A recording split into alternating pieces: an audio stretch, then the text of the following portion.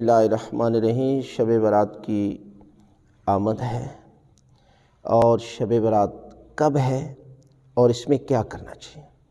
شب برات یاد رکھیں کہ یہ 15ویں شب کو شب برات کہا جاتا ہے۔ دن 14 ہوتا ہے اور رات 15ویں شب ہوتی ہے۔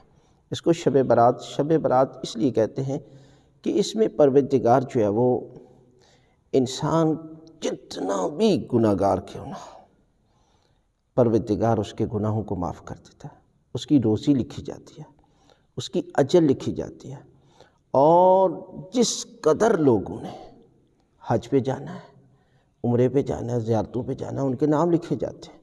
لہٰذا یہ تقدیر کے بدلنے کی رات ہے۔ لہٰذا آپ اس رات میں کیا کریں؟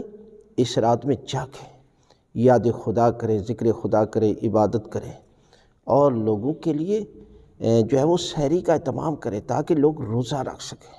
اور جو لوگ اس رات یاد خدا میں رہتے ہیں اور جاگ کر گزارتے ہیں تو خداوند عالم ان کے گناہ معاف کر دیتے ہیں، اور جس دن دنیا کے دل مردہ ہوں گے اس دن ان کے دل جو ہے وہ زندہ ہو جائیں گے۔ اور یہ امام کی آمد کی بھی شب ہے، اپنے وقت کے امام کی ولادت کا دن ہے۔ لہٰذا اس شب کو ذکر خدا، عبادت خداوندی اور ساری رات جاگ کر گزاریں تاکہ پروردگار آپ پر راضی ہو جائے اور آپ کے گناہ معاف کر دے۔ اور یہ شب قدر کے بعد افضل ترین رات ہے جس کو شب برات کہا جاتا ہے۔